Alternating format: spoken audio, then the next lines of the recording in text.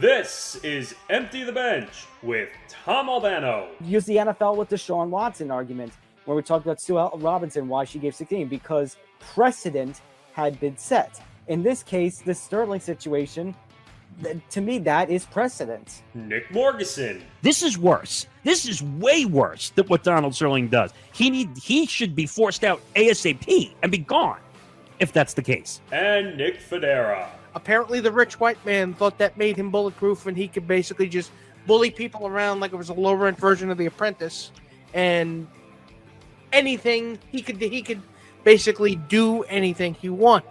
Empty the Bench starts now.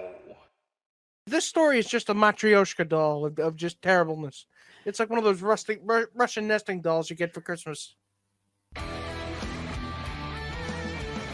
And as it turns out, it's actually a pretty good thing that our episode is Thursday this week and not on Wednesday, because that intro is now so perfectly timed.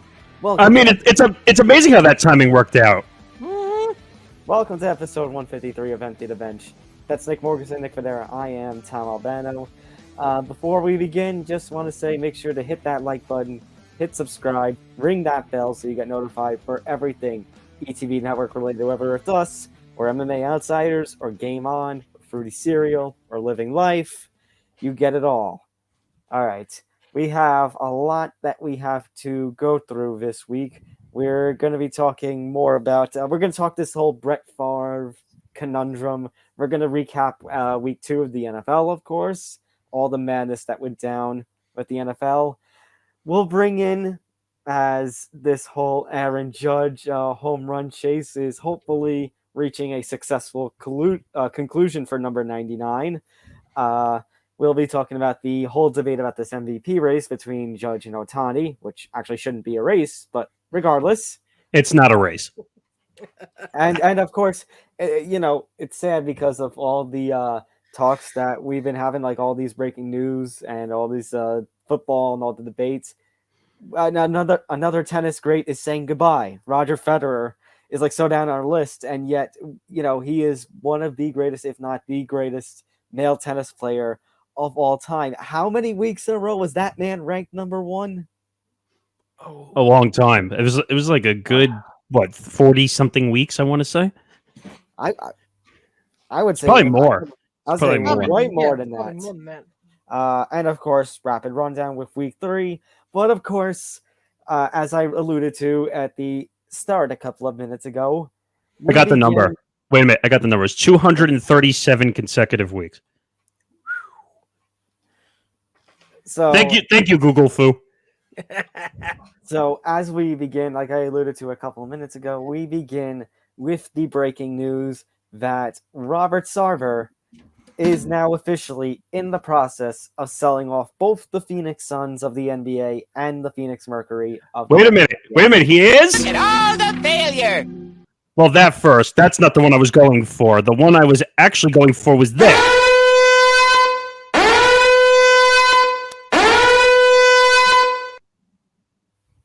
That's the one I was going for.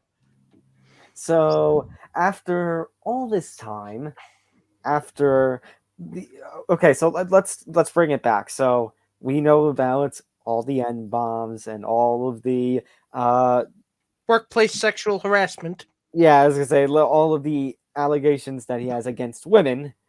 We thought we had the ruling that came down from Adam Silver the previous week, in which he would be suspended 1 year and fined $10 million. Of course, a bit of a far cry from Silver's immediate impact on the NBA during his first year as commissioner, a little less than a decade ago, when he banned Donald Sterling for life. However, in the weeks since, we have seen all sorts of backlash and uprising against the NBA and Adam Silver, and it has now gotten to the point where Sarver is beginning the selling process. Let's make something clear, though. He didn't get forced out, technically. He's doing this on his own, because technically, on volition. On his own volition, yeah. Because... Go ahead. I was just going to say, Adam Silver, like you just said, only suspended him for a year and a $10 million fine, which, by the way, is pennies. $10 million is pennies to an owner. A year suspension, who cares? Look, let's face it. This is bowing as much as we're talking about its own volition. This is bowing to public backlash. Which This is what? Yeah. Go ahead. I was gonna say, what did the NBA and Robert Sarver expect was going to happen? A backlash of epic proportions. By the way, and I want to point this out as well, a year suspension for someone who doesn't play on the court means nothing. And if Adam Silver did not expect this kind of backlash, I would probably say he's probably as dumb as a bucket of paint. It's not even that. It's Donald Sterling, who got basically in a public outcry because he was abusing allegedly this woman. It's just, and that got him banned for life. What about the whole situation with Sarver, which includes sexualizing, misogynistic, racist, threatening players behind the scenes, and this got a year? It's all that, yet over a longer period of time. So, ladies and gentlemen, I mean, at this point, look, I mean, I would like to think that the other owners came to him and said, look, either you sell the team or we're going to vote for the fact that, or we're going to call a vote on you selling the team and it's going to pass. But that's probably not what happened. That's probably Robert Sarver saying, I'm going to get out of the business of owning an NBA team, and I'm going to get in the business of being a professional martyr. First of all, the owners do have to vote if an owner goes out, because technically and I think this is in any league. It doesn't matter if it's the NBA, the NFL, NHL, the commissioner MLB. technically works for the owner, so the owners have to make a. That's what I mean. The owners have to make that choice. But how much Mr. NBA? I must ask the question: how much ballpark figure do you think he'll get for each franchise? I mean, the Suns are one of the hotter franchises in all the NBA right now. Maybe probably somewhere around the $2 to $2.5 billion range. A piece? Not a piece. For the Suns. So 2 to 2.5 billion for the Suns. Mercury maybe high 3-digit million. Yeah, that sounds about right. I mean, because and I hate to say this, and hopefully WNBA fans don't get mad at me, but WNBA franchises are not as valuable as an NBA franchise. No, but here's where I'm going with this. Imagine if you're Sarver, like you're going to be crying over this thing. You're mad. You're, like Nick said, you're trying to position yourself as a martyr. You are leaving, even with all of this controversy. You are gaining $3 billion. Exactly. Wait a minute. Robert Sarver's not getting punished. He's getting rewarded. He won. Well, they're going to punish him to the tune of giving his bank account a $3 billion injection. I wouldn't say it's a reward. I would still say it's dirty money, regardless. It's pretty much indistinguishable from a reward. It's dirty money, but you really think Robert Sarver is really the kind of person who gives a fuck about that kind of stuff? No. We need to make that distinction. We know. Wait. Time out. So what I would say is, one, he might not get the value he wanted because now it's a tainted organization because he ran it. Somebody will still pay for it. Well, yeah, there's always a billionaire. There's always a drunk billionaire asshole who wants to own a franchise that will go out and pay the money. Now, it just goes to show you what type of owners you have in all professional sports. The people who have money are not exactly the most most moral people. They're not the most moral people in the world. Oh, okay. I was a little late on my response, but we're talking about people who have a lot of money that are sports owners. Hi, Uncle Steve. Well, hello, Steve. Hello there. and Steve Cohen's got his own issues with the Securities and Exchange Commission. I mean, he ran my brother told me this because he's in the financial world. He ran a private equity fund, which basically was involved with what was the one that Vlad ran? I can't remember the name of the thing he ran. Whatever, it's not important. But he got in trouble with private equity, but somehow he still owns the franchise in baseball because guess who runs the Major League Baseball?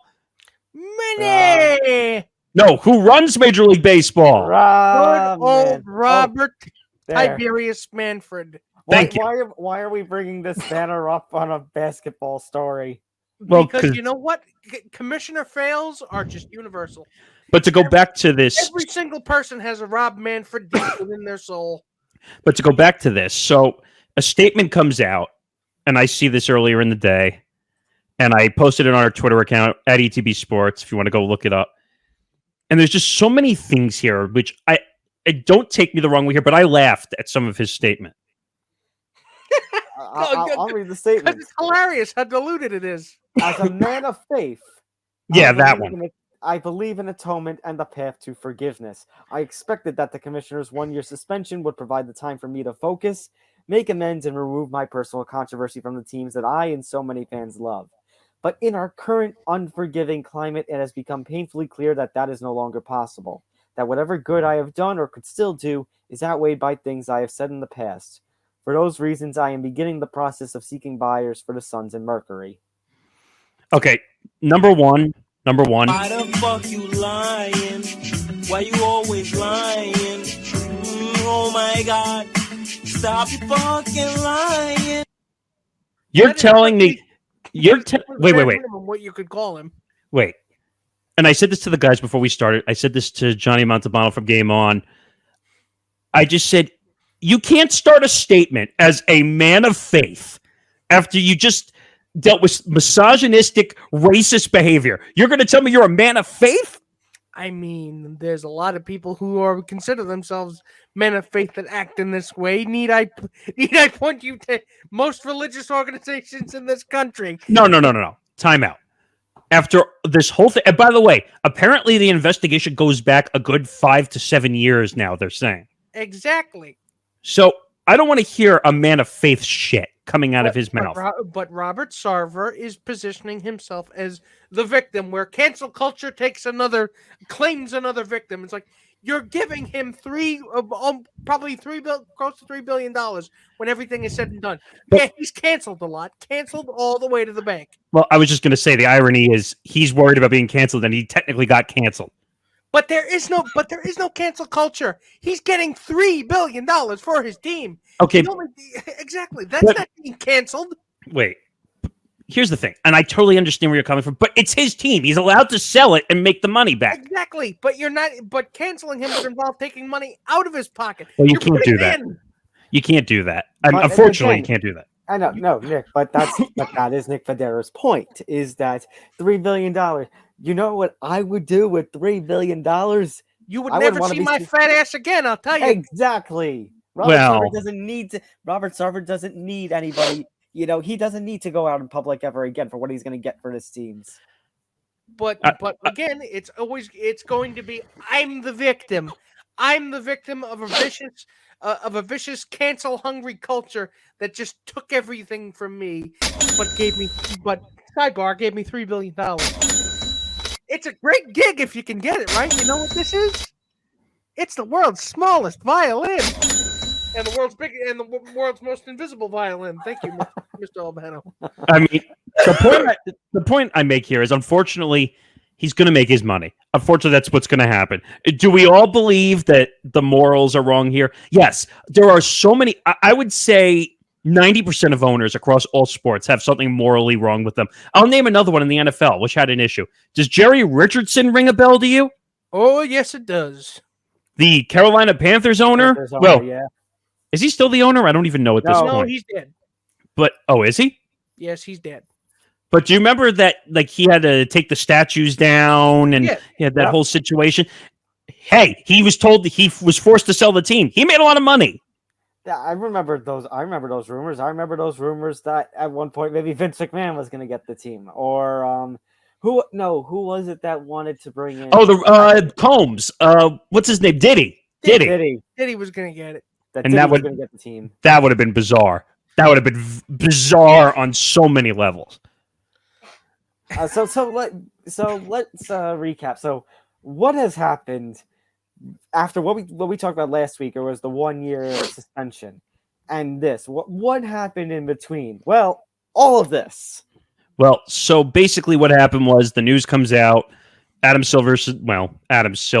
I'm sure the owners had something to do with it, but he gets suspended for a year, gets fined $10 million, which is chump change. And basically he's told, don't come back for a year. Now, PayPal, just so people understand, for people who don't understand the business aspect behind the NBA now has jersey sponsors. So I think PayPal was a jersey sponsor, if I'm not mistaken. Meaning the logo was going to be on the jersey. That's what he's talking about. Yeah. Right. So every team has it now because the NBA is money grubbing. The Knicks, I think, have Squarespace. Yeah, they all have. Even the WNBA teams have it also. Mhm. So PayPal basically came out and said, "Hey, if you ever step foot back in Phoenix with the Suns organization, we're pulling our sponsorship." And he apparently did not take that threat lightly. I mean, I could imagine because the other part to this is he's talking the team chairman, one of the chairmen. Oh, John the Coffee. John Yeah. Jaffe, yeah. Put out a statement calling for his immediate resignation. Now, I'm not going to ascribe any kind of ulterior motive to what John the Jaffe He didn't want it. intended by this statement. He didn't want it. There were a lot of people that were speculating some kind of palace intrigue, but I don't know if that's entirely the case. However, I do think that now that he is selling the team, I do think that's giving Robert Sarver the ability to screw over the people that are still in the organization that would have taken his job. Wait. So let's make something very clear also. Robert Sarver doesn't own 100% of the team. Let's make that very clear first. So this is the majority stake. He's selling the majority stake. Najafi is, I think, has a minor stake. Like he's right below Sarver. So he's just selling the majority. Now, I think Najafi said he wanted to remain the minority owner because he probably doesn't want to pay the money for it. That's why he's the minority owner. Exactly. But there's a third element to this, isn't there? There's the element of the players themselves, and when Chris Paul and LeBron James, of course, they piped up. So. Well, LeBron we expect always to pipe into anything NBA controversy related. Chris Paul, who, to note, is a member of the Phoenix Suns and is the former president of the NBPA, the National Basketball Players Association. His statement would be the one you would be looking forward to the most. Him and CJ, and the current president, CJ McCollum's. Exactly. And what's interesting also is, if most people don't remember, a decade ago, who was Chris Paul playing for under what owner? He was playing. Wasn't he playing for the Lakers? No. Try the other side of town where Donald Sterling was the owner. He was. Yeah, he was playing for the Clippers. That was when they tried to trade him to the Lakers from the Hornets, and they got rejected by David Stern. Then they voided the deal. That's when the Hornets were owned by the NBA. Right. Yeah. It's funny. You should mention that. I really need to brush up on my NBA. But they both put out statement. Now LeBron would be expected because LeBron, of course, is the Phantom. LeBron is a hypocrite, he's the Phantom Commissioner of the league. So of course he's going to say something. No, but I think the guys actually agree with me for a change that LeBron is being a hypocrite. I actually am on your side this week, Nick. I cannot believe I am saying this, but I want to be very critical of Mr. James here.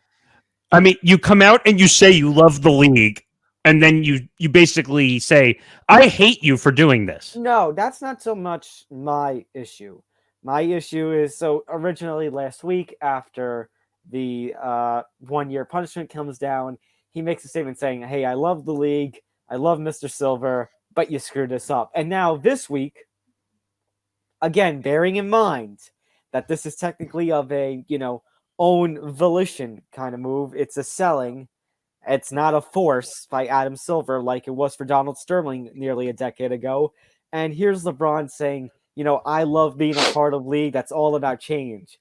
But this wasn't a league move, LeBron. This was not a league move. In fact, this brings up more of a question. How did Adam Silver not get this right in the first place last week? It is because the league failed to move that this happened. Yeah, I mean, this was a failure, a colossal failure on all fronts between the NBA. And you know what? I would even say the NBPA is partially at fault here, too, for not investigating this sooner. But LeBron, I understand why LeBron has to be careful with his words, because you cannot criticize. It's a bad look for him if he criticizes Adam Silver directly, even though we all know who actually wears the pants in that relationship. Well, can you point out anything more obvious? Well, I mean, the sky is blue, and last I checked, the grass was green. I'm just making the point that this whole situation is a colossal failure on the NBA. And on top of that, Adam Silver just shit upon everybody with a shitstorm. I think it's, but the Adam Silver, like I said last week, like we all said last week, the Adam Silver of now doesn't even match up with the Adam Silver of a decade ago. No, I'll tell you the difference between Adam Silver a decade ago and now. Adam Silver, the reason that move was probably made, Adam Silver was trying to cement himself as the new commissioner of the NBA. He wanted to be the tough guy sheriff in town. And now he's softened. He's SAWFT softened. It's not even that. I would say that Adam Silver basically said, you know what? I'm basically in this job for as long as I want. I don't want to have to do this again. I don't even think it's that. I think in their own weird minds, they think that this was less than what Donald Sterling did. I mean, I don't know. I don't know if they think they did. They think it's less. It's they don't care. They don't care. That's incorrect. If they thought that this was worse, then why didn't he get banned? They don't. Apparently they don't think it's worse than what Sterling did. Well, I get what Nick Federer is saying, Nick Morris, and that. Well, their actions did not live up to their words. Did not match their words. Especially if you compare to the owners and the league personnel that was around 10 years ago. Excuse me. I understand. But also his wife, which we're not talking about here, his wife threatened a bunch of players. I remember that story. But from again, a few they're years allergic ago. to punishment for the man himself. What makes you think they'll also punish? Well, not. Can they punish the wife? Is she technically part of? She took part in calls with the players. But is she technically a member of the team? Part of their ownership group. Part of the structure. But technically, I don't know if she is. But my point is, she took calls from the players. She did things with the players. That is technically being part of the situation. But even if she had the same or a similar stake in the team that her husband had, this punishment or lack thereof would be the same, my point. This isn't a punishment. This is called, I don't want to cause waves around the NBA. Again, which is why I said the words, lack thereof, because you know what? They're afraid of this being a slippery slope. The other owners are scared shitless of the concept of So just to make sure to get this in, Silver actually did respond to all the criticisms last week. Obviously, this earlier yesterday, he made the statement, about the decision, but this was in response to the criticisms. Quote, I don't have the right to take away his team. I don't want to rest that legal point because, of course, there could be a process to take away someone's team in this league. It's very involved, and I ultimately made the decision that it didn't rise to that level. What? Again, their actions. Sorry, but Nick Federer has a point. His actions and words did not match. What? Donald Sterling abused one woman and got thrown out of the league. Okay? Sarver alleged racism across multiple fronts, alleged misogynistic issues across the whole league. Are you kidding me? Mr. Silver, I have a present for you. True. Adam Silver, you just lost a notch from me today. You did. And I like Adam Silver. I think he is one of the best commissioners in the sport, but you lost a notch from me today. So is Gary Bettman now at the top of our commissioners list? No. Gary Bettman will never be number one while we're still alive. Are you sure? That's not even a hockey fan saying that. Are you sure about that? Are you entirely sure about that? Because you don't know what we know. Who knows what? I don't know what to think about this anymore. The NBA got this wrong. The NBA needs to now sit in the shit that it piled up. And it's got to figure out, hey, how do we get out of this? Let's just add more games. Let's make the players sit out more games. Let's make more money. Let's add more streaming. You're the one who took a dump on the shag carpet, and now you have to clean it. And that's not even considering also the WNBPA put out a statement requesting before this selling went down, a meeting with Silver and Sarver and anyone else in this situation, because they're basically saying, how the heck did you get this wrong? You really think Adam Silver was going to take a meeting? Yeah, if only for the rhyming scheme of Adam Silver, Robert Sarver, and Tom Seaver. Now, it it does look bad, though, that they didn't talk to the WNBPA since they're technically, well, I shouldn't say technically, there was misogynistic allegations that went down, and maybe they should have talked to the WNBPA. Ding, ding, ding. But I'm a little stunned by this whole situation. He should have been thrown out of the league. We all know that. And until Adam Silver wakes up and realizes that he fucked up the entire league over this, he's lost. I don't know. He's lost my vote in some aspects. All right, let's move on to another NBA story. This one's more. I don't know if I want to say sad or funny. Let's call it. Let's not call it. Should we call it sunny? I was just going to say that. Or should we call it fad? Fad. It's fad.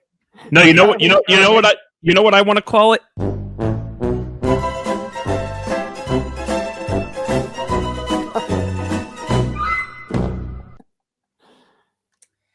That man is just sinking. It's just sinking further and further down the rabbit hole.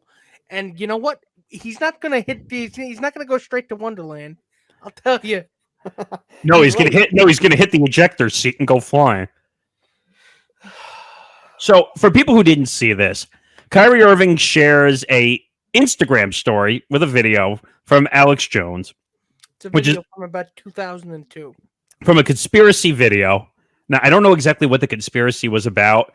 It's basically, I mean, for those of you who don't speak nut job, allow me to act as your translator, your spirit guide.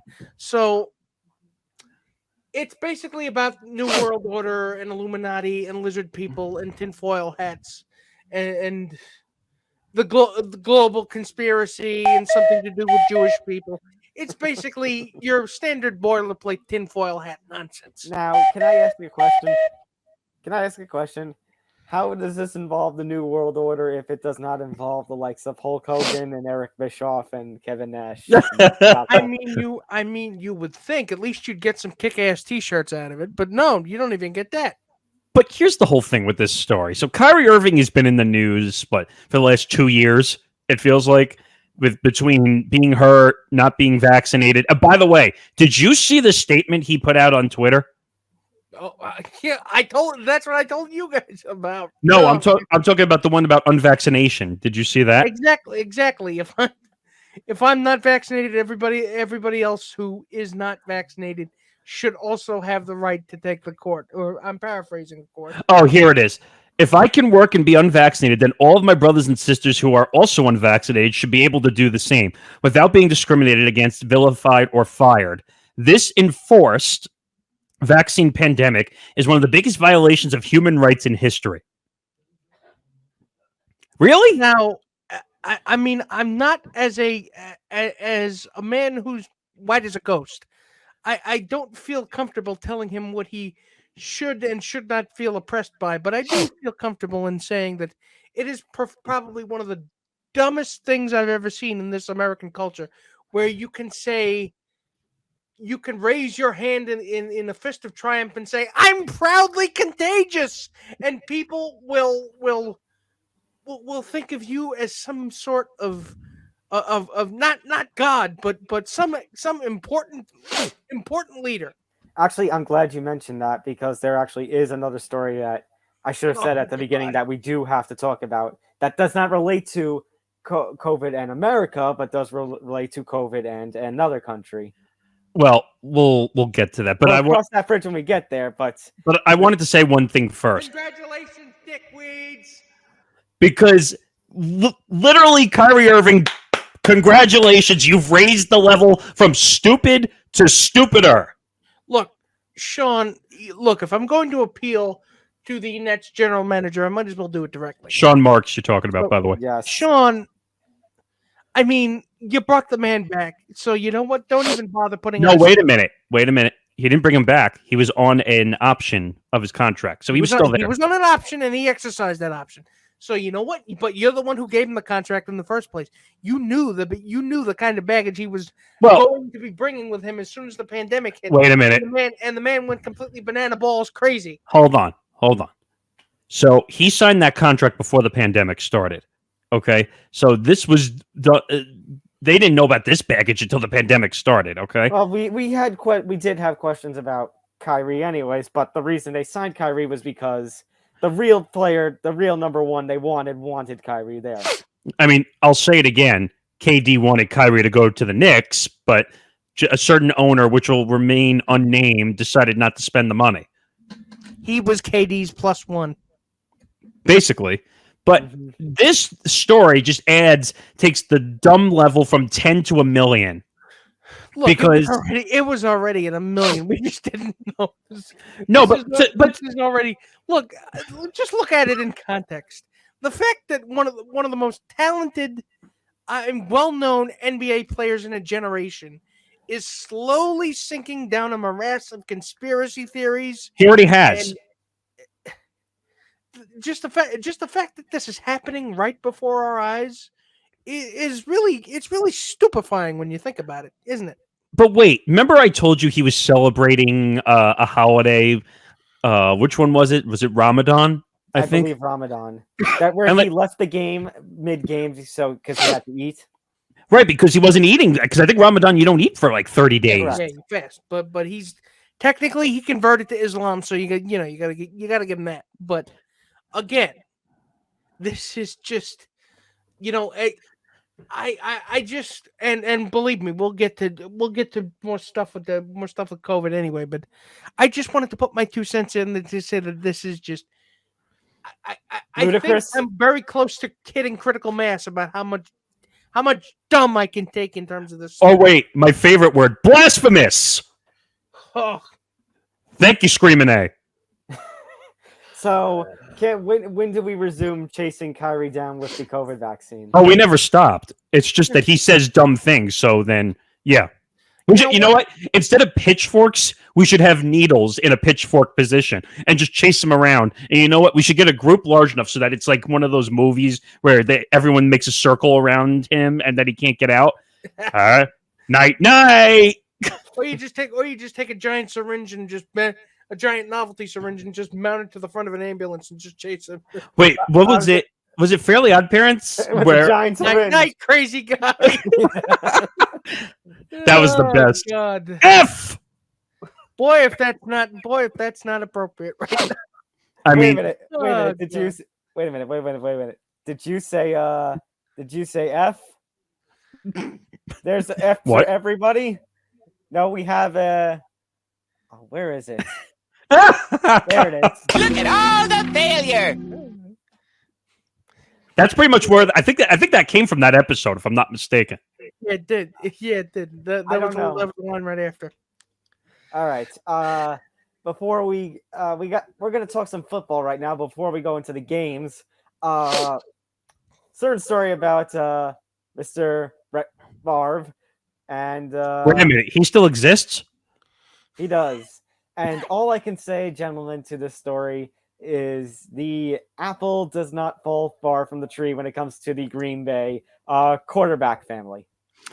So Tom has not made his feelings known about this. Well, I just did.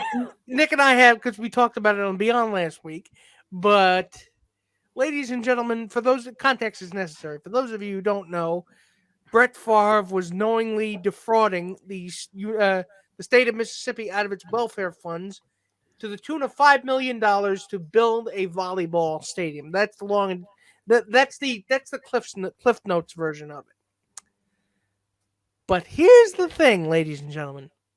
The fact that that text chain was revealed, that he basically revealed that he knew where this money was coming from and did not want anybody to find out, is really all the evidence you need to charge him criminally for defrauding somebody. It's never going to happen. Never going to happen. But again, Brett Favre, he committed a crime, but he's going to get away with it because he's Brett Favre. He's an athlete. No, forget his name. He's an athlete. Athletes get away with everything, including murder, apparently. I mean, let's face it. He's talented enough to get away with it. Just about anybody in sports. I mean, Robert Sarver, again, $3 billion possibly for getting kicked out for some pretty nasty stuff. I mean, I don't know. I mean, we looked over this situation, and if he just went away, I'd be okay with it at this point. No, you know what so what's going to be the penance is basically somebody, or is it going to involve Wrangler? You know, like I made that joke. Yes, I did make that joke about Wrangler. All those copperfit things he sells. But what makes it infuriating to me is not only he defrauded. He took the money from a welfare fund. Not the fraud. So people who were low income, disabled, elderly, not who the needed fraud, that money. Outright steal. Not the He fraud. stole it from them. Wait a minute. Not the fraud. Money laundered. Almost.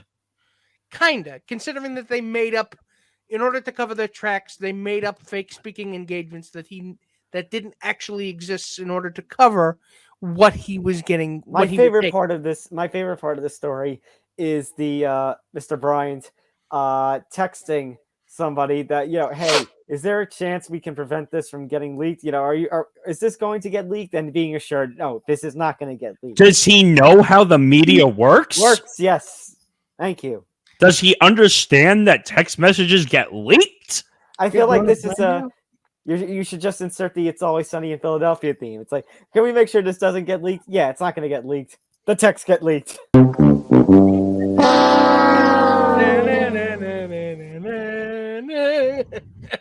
This situation is a joke. By the way, and Nick and I asked this question on Beyond the Bench. Go check that out on Saturdays at 3 p.m. Anyway, and we said the $5 million that he borrowed from the government, which, by the way, Nick made a good point. The poorest government that they were taking the money from. In the union, and also the one with the highest amount of African American residents per capita in the union. Well, I think it's either the highest or close to the highest. It doesn't matter who the people are. It's the poorest area around the country. You're telling me Brett Favre doesn't have $5 million? Brett Favre shits $5 million. That's what I'm saying here. You're telling me Brett Favre couldn't front that money himself? No, but he'd just rather steal from poor, elderly, and infirm people. He'd steal from the disabled. But wait, he actually did admit after the fact that he might have taken some money. So I might have taken a couple bucks here and there. So is he hood rob and steal from the poor and give to the rich? He is. He's hood robbing. He's the reverse Robin Hood. Tom, you need to make that statement where basically he hoodwinked people. Yes. He did though. Oh God, you can't make this up. I mean, Brett Favre, great football player, not a great person off the field. Oh, you mean the I just realized you meant the Stephen A. We've been hoodwinked, bamboozled, led astray, run amok, and flat out deceived. It's true. That's what he did to the government. We've been duped. We've been Smeckledorfed. That's not even a word, and I agree with you. So that's quotes from 2 childhood shows on this show so far. I'm okay with it. I think the record is about 5 or 6, so we've got a way to go before we can bear with us. We're from the 90s. All right. Let's do a little recapping of NFL Week 2, and here's how I will start this off. 2-0. 2-0. 2-0. Hey, Nick Morganson, are you more mad about the fact that the Giants are 2-0, or are you mad about the fact that the Jets somehow were able to pull it off against the Browns despite being down 13-17 in the last few minutes of the game? Am I the only Jet fan who is actually trying to figure out how they should have lost? Well, let me explain why they won. Karma. No, I think Nick Chubb made a mental error. No, this was karma for the little tailgate that the Cleveland fans did. Oh, you're talking about that. Yeah, right before the game. That was disgusting, by the way. I mean, awful. Horrible. Thanks, Stephen A. Let me look. By the way, Brownie the Elf is now 0-1. That logo is going to curse that team again.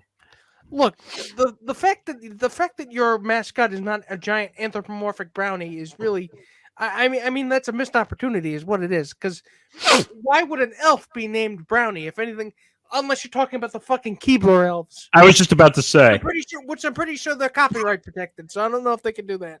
they can't. But my point is, New York football should still be winless, in my opinion. But you know what? I think someone's salty.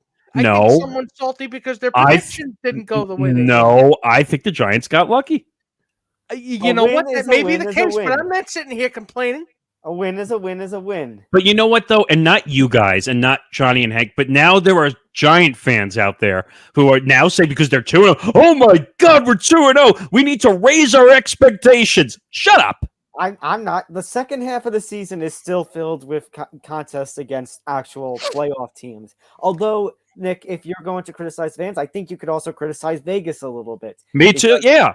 Because a little preview for our rapid rundown this week at the end when we do Monday Night Football, the Giants are a 3-point favorite against the Cowboys. Now, you can argue that the Cowboys, don't have Dak Prescott, but the Cowboys just beat the Bengals, which I don't know if this is a case of the Cowboys are still fine with Cooper Rush at QB, or if the Bengals are just, which leads me to what the hell has happened to the Bengals? Oh, and by the way, if you want to watch a stream of us screaming at the screen, we're putting together a Week 3 Monday Night Football Giants Cowboys. So that would be fun. You never know who might show up, but still, I mean, at this point, to answer you, to discuss your question about your open-ended question about the Bengals, they did not get rid of a lot of people. A lot of people from last year are back, right?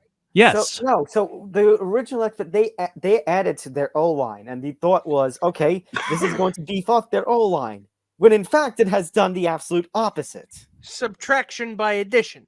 Right, and poor Burrow has he threw 4 or 5 picks last week. He got sacked multiple times this week. His offensive line is not protecting him at all. It's one of the worst offensive lines I've seen through 3 weeks. So I don't know if it's devoid of talent. I just think the pieces they brought in just haven't worked. I mean, Burrow just looks awful after did he have an appendectomy in the offseason? Mm-hmm. He just looks like he's not himself. Well, let's put it like this.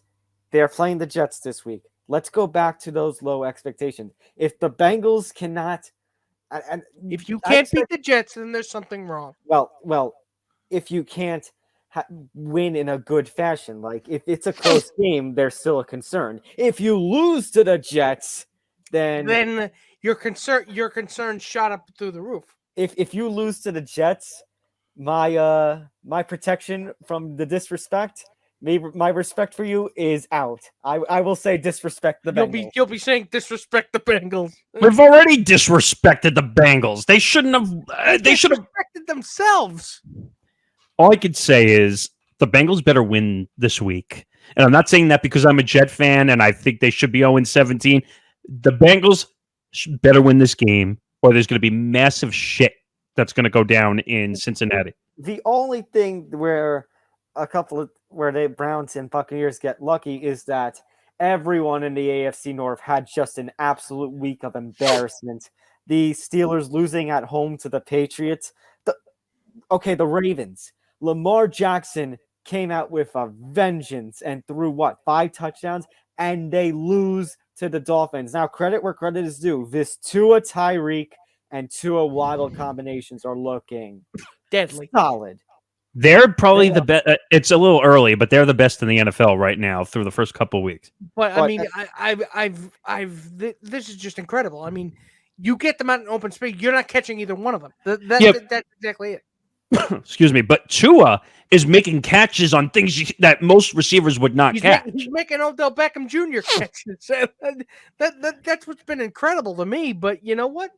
They're smarter people than I, predicted that this was going to be a big move. But me being the big dumb brain I am, I didn't see it. By the way, speaking of Odell for a second, did you see that tweet that I sent you guys? Yeah, I saw it. The problem is I don't disagree with him. That's the problem. I don't think it's fake. It came from a verified source. Parody account. I thought it was a parody account. No, I think it was from an AP Newswire account. But Wesley Steinberg, that's a parody account. Was it? Yes, that's a joke account. It would be funny though if he ended up back in a Giants uniform. Well, you know what? I retract my statement then. I would. That would be amazing if Odell ended up back in a Giants uniform. I mean, I'd be jumping for joy, but you know what? things pretty much progressed the way I envisioned them. Well, I didn't expect the Giants to be 2-0, but I'm not complaining. But that doesn't mean this team is not flawed. It's definitely the case. But let's talk about week 2, because week 2, first of all, our records got destroyed. I know we're going to talk about it, but like we got beat by the spread big time. I mean, I had a pretty decent week. My lock, Not to toot his own horn. my lock saved my week. I think. Actually, you would have had 7.5. You would have tied with Nick Federer for the week. Instead, you were half a point under me because you got 2 points from the lock of the Bills absolutely destroying the Titans. By the way, the Titans, what a disaster. The Titans and the Colts, it was supposed to be a 2-team race for the AFC South. Who the hell thought the Titans were going to... Ryan Tannehill stinks. Guys, do you know who's in first place right now in the AFC South? Yes, the Jaguars. The Jaguars at 1-1. Wait. The Jaguars are in first place? This is insane! Wait a minute, I need to sound the alarms. Nobody fucking saw that one coming, I'm telling you. And if anybody says they saw that coming, they're lying. Well, did anyone think that the Jaguars were going to beat the Colts 24-0? No. That offense looks like an absolute trash. What was the spread on that game? Because I think we all took the cover on that game. I bet it was Colts -4. Oops. Now I feel stupid knowing that the Colts hadn't won in Jacksonville since 2014. Yeah, but it's the Jaguars, for crying out loud. Right.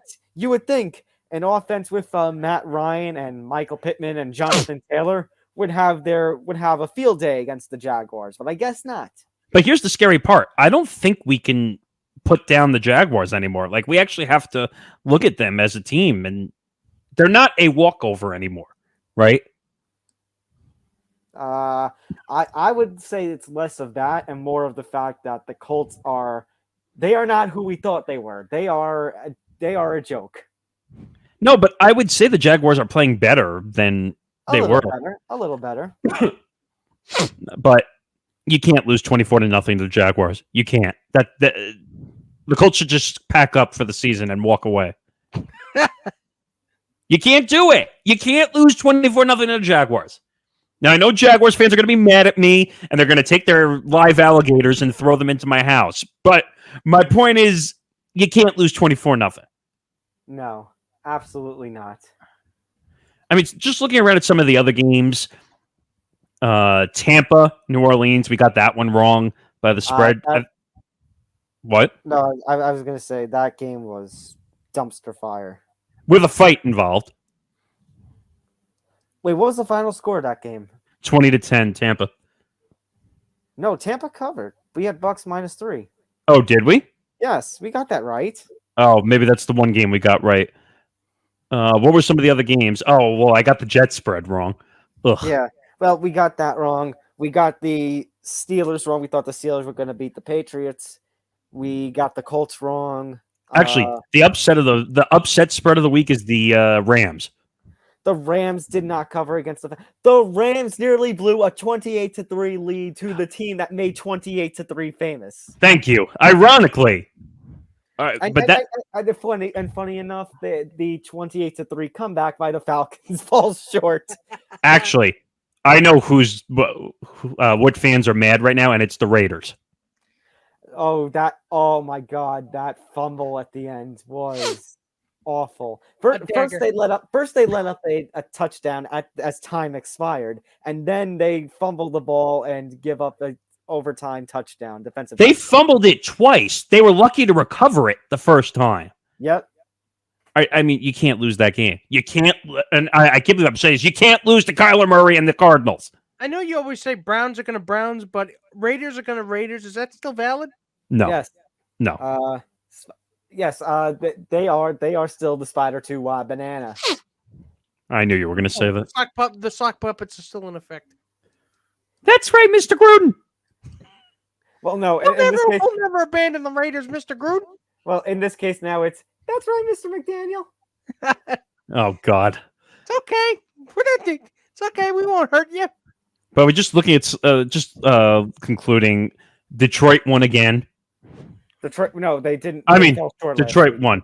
But they are a team. They are a team to watch for. They are a team that, again, they're not going to win many games, but they're always going to be putting up a fight. Amon St. Brown looks amazing so far through 2 weeks. Yep, killed me in one of my fantasy leagues.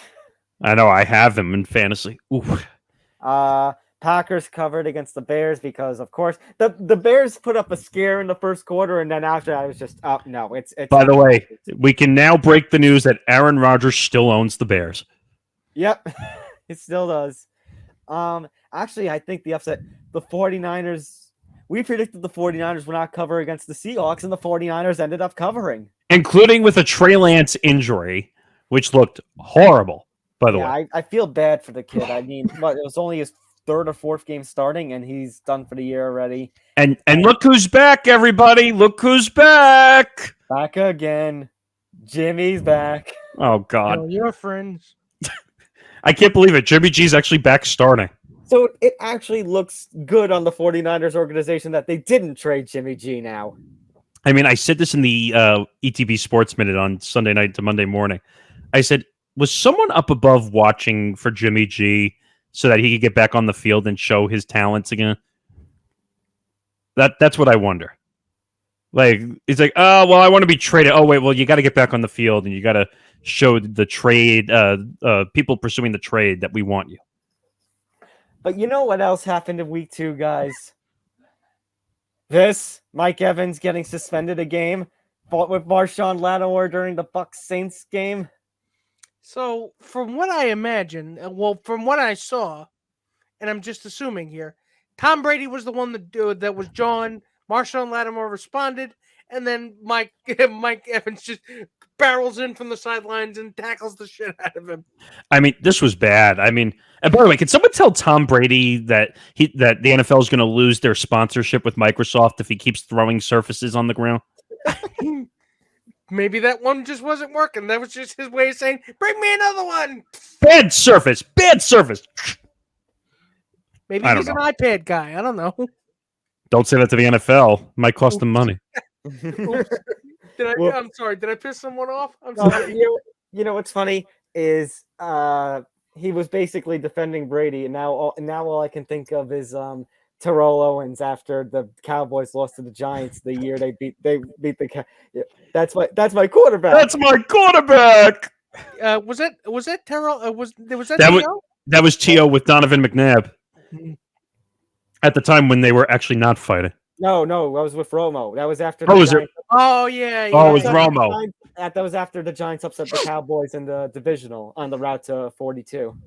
I still think the best one of all time. What was it? I have $33 million to live.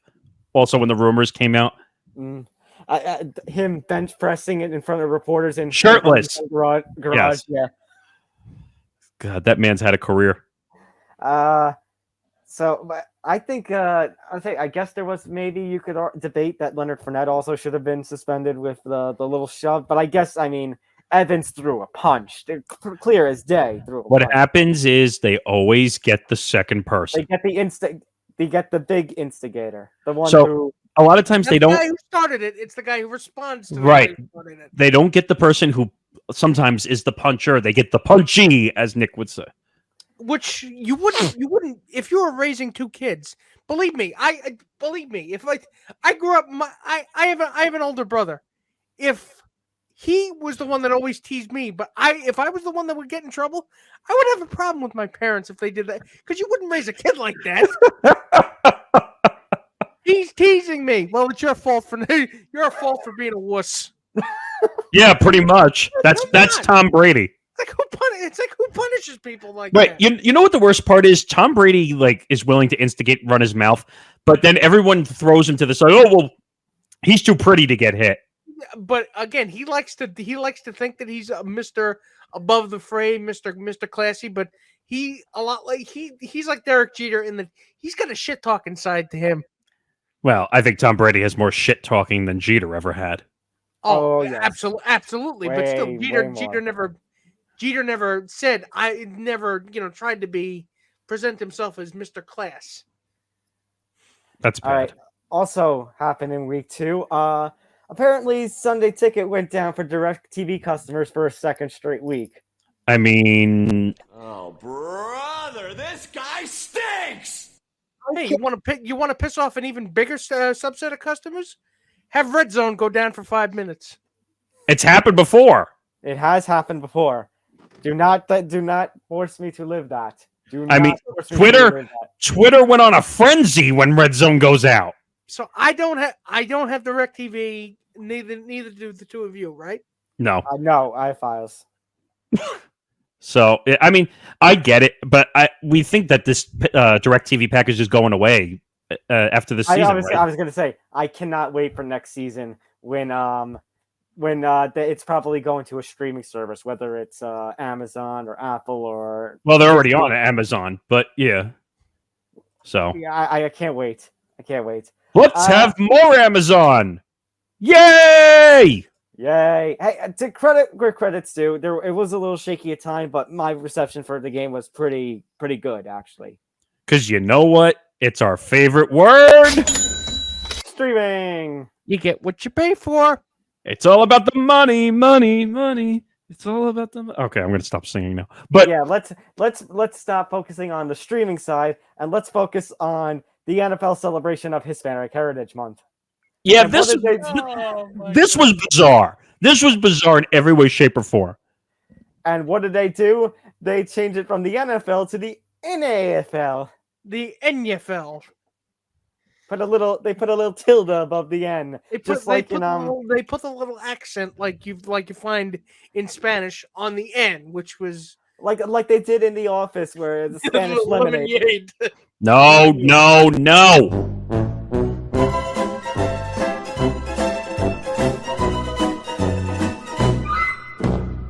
It's like, No. dude, the 25 seconds it could have taken for an intern to come up with that could have been a lot better. Maybe you could have actually talked to somebody who was in the league office that's actually Latina. So, and I love how in one of the short statements they put out that the NFL has an unmistakable Latin flavor. Really? Because that's something that Taco Bell would use in their ad copy. I was just about to say. But definitely something they would use. The NFL, think outside the bun. Outside the ball. I was going to say they're spicy, but yeah. Yo quiero NFL. Yo quiero football. Oh, God, if that shows up on my TV, I'm boycotting the NFL. Would you put it past Roger to do that? Come Well, on. if it was for the Taco Bell sponsor that he can make millions of dollars on, He would show up with the offensive Mexican stereotype. He would show up with the big sombrero, the serape, and the 10-foot mustache. He would think, "Hey, hello, amigos." I mean, come on. And every single Latino person in the country is basically go, "You son of a bitch." I mean, if it puts another $1 billion in the NFL's pocket, I mean, he probably would. I mean, Roger would do anything for $1 billion, even if that meant stripping naked and showing up in front of TV. He would. I mean, he would probably grease himself with Crisco first, so you're not far off. Oh my God! Damn, is all I could say. Exactly. Oh no, my! Oh no, Tom froze. Wow, I thought he was just shocked and surprised. I think I might have broke our co-host. Well, while we wait for him to come back, this Hispanic Heritage Month marketing is nuts. Because it's nuts. But you're expecting a major multinational, multi-billion-dollar corporation to be racially and culturally sensitive when they're anything but. I mean, you wouldn't actually expect any sports organization to get this right because they have a financial stake in it, right? They're doing it because the appearance of being progressive, not actually being progressive, but the appearance of being progressive is worth more to them than actually being anti-racist. Well, no, they want to get every nationality involved because more nationalities, more countries, more money. Well, what I was going to add before internet acted up was that honestly, how many maybe this is just me not exactly knowing off the top of my head, but like, how many famous NFL Latin stars have been there? Like, I'm thinking Tony Gonzalez is the first one that comes to my mind. I can't think of many, to be honest. I don't know if that's me being naive. I can't either. But you know what? I think the NFL has not gone out of its way enough to promote something But like you this. can, but you can invest in those. You can invest in increasing football. The popularity of football and the prevalence of football and the ease of access of Pee-wee and intramural football for majority Hispanic community. Well, I was gonna make mention of. I guess this is what you guys were talking about coming when I came back in here. That basically the NFL is really attempting to go all international, whether it's with the London game or the Mexico City game. They're trying to grab the globe. So I just did some research quickly. Okay. In 2017, a study showed that only 2% of NFL players are Latino, even though 17.3% of the country's population is Latino. And data from 2019 from the Institute of Diversity and Ethics in Sport shows that only 8 of the 1,657 players, which is 0.5%, were Hispanic or Latino. And there's my there's the reason why we couldn't think. I'm not surprised. The NFL doesn't actually want to put in the effort to actually be different. They would rather just Nick put it over the end. They would rather Nick. just put the accent over the end. Nick, it has nothing to do with the marketing. And actually, I was going to say this at the beginning of the story. I think this story is partially misleading because the NFL doesn't care about if the marketing is protecting the people that they're talking about. All they care about is that the marketing is reaching people so that they can bring more ad revenue in. Correct. And I think in the case of the NFL, they need to find, they had Tony Gonzalez, but now they need to find a Hispanic, a Latin-based star that they can market around. Right. And that's the problem. If you look at baseball, that's all it is. It's the opposite. I mean, you look at the NBA. They have deficiencies in a lot of other communities. But but my point is, it depends what sport, because each sport was played in a different country, and there's different, like you said, communities that play it. Well, also the NFL, guys, something that we're forgetting, also the NFL and the sport of football, as in gridiron football, is primarily American-based. Everywhere else, when you say football, what's the first thing they think of? Soccer. Football, right. I mean, all I can say is Roger was looking at the money. He was not looking at whether it was going to cause a massive fuck up in societies. I mean, I get what they were trying to do, but it comes off really stupid. The DNA to put that in and then put it out in public, like you knew you were going to get backlash. I mean, you think about the way things are written in news media and sports media and digital media. As soon as you make a mistake, what does everybody do? They pounce on it. How did this get past everybody? That's my question. How did this get past everybody in marketing? And you don't think Roger Goodell has puts a stamp of approval on everything? Right. No, but I'm saying, how did this get past everybody? It's just like, looks good to me. I don't know. I think they were blinded by the money! The Benjamins, as Nick says. All right. Let's go away from football for a little bit. Let's focus first. We're gonna go around. Let's start with the American League MVP race because it's something that needs to be talked about. So Aaron Judge, actually, as of the time we're recording this, the Yankees are just about to wrap up a 14-2 victory over the Pittsburgh Pirates. However, Aaron Judge did not get a home run in this game. Therefore, as the night is about to start, we are going to have a 4-game series between the Yankees and Red Sox. He is still 1 away from tying Roger Maris for the Yankees and American League home run record, 2 away from being in sole possession. So, ladies and gentlemen, I was just cracking my knuckles and just limbering up for this take here, which is any argument that can be given in favor of Shohei Ohtani being the MVP is just, it's my opinion. And you can disagree if you. I'm wrong more often than I'm right. I kind of take a weird, perverse pride in that. I disagree. I'm sorry, but he is the most valuable player because where the Yankees go or where Judge goes, he has to drag this team along. He has put this team on his back and ran with them. The man passed Babe Ruth. He in all likelihood is going to become the American League single season home run champion.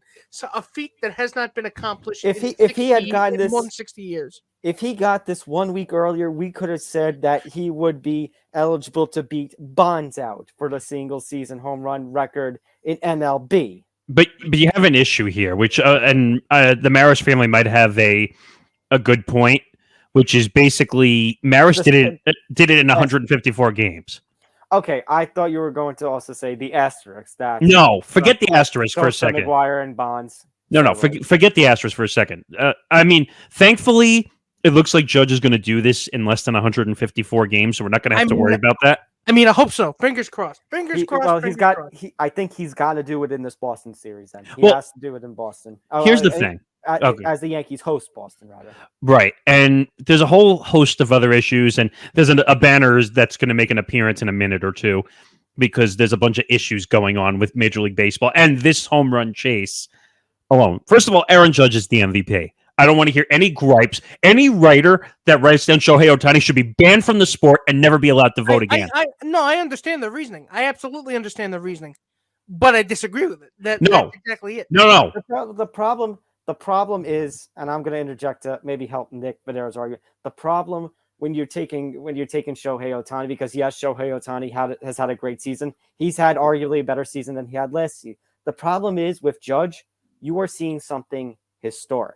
You are about to see Major League Baseball history, which he will even further have history for if he manages to hold off against Luis Arraez and Xander Bogaerts for the batting average to have the Triple Crown. Because first to do it since Miggy, and then in 2012, the first Yankee to do it since Mickey Mantle did it. I mean, we're talking about someone that's going to be the MVP, a Triple Crown winner, and have an AL home run title that's going to be held for years? Again, fingers crossed. Nick, stop with the semantics. We know he's going to get the home run title. That's not semantics. I'm just covering my bases. We know he's going to get the home run record. He should get the home run record. He has the home run leaderboards for MLB pretty much wrapped up. He's beating Kyle Schwarber by 20 plus. He's lapping the field. I get that. The RBI is wrapped up. It's just a matter of the batting average. It's a close one between him, Arraez, and Bogaerts. Which, by the way, a bad 2 games, his average will drop by 5-6 points. I mean, I understand. But also, by the way, think about this. Think about what the Yankees lineup in recent years has been. Think about what baseball has kind of shifted to. You could even argue the 3 true situations: a strikeout, a walk, and a home run. Judge is, well, the whole Yankee lineup for a while had been home run or bust. And yet Judge, this monstrous, and he has been this way since he was a teenager, 6 foot plus, all jacked up and muscular. And not only is he hitting for power and getting the home runs, he is leading the batting when it comes to which is hard. Which is hard for somebody with a body type like him. Now, maybe you can have maybe it's a criticism on baseball that 3 guys who are batting around 316, like 316 is leading the batting average, not a 330 or down year for hitting in Major League Baseball. But wait a second. That's why I said that can stretch to a Major League Baseball issue. But wait a second. Wouldn't you rather have 3 guys that are actually hitting over 300 when you have guys hitting on the interstate all season? You used to have 50 guys who could do that, though. Right, but I'd say that's my issue. It's like the 20th ranked guy is 290 something. That's technically under the line. Well, not the Mendoza line, but the hitting the line good average line. Good Major League hitter, bad Major League hitter. But wait a minute. You know how hard it is to get 3 hits in 10 at-bats in baseball? I know, which is why they use that as the bellwether. But my point was, if anyone who votes Shohei Ohtani should have their card rejected, pulled away, and never be allowed to vote again. I'm not even going to go that far. And by the way, I should add this is a corollary. This is in no way an insult to Shohei Ohtani. I would give him. He's a fantastic player.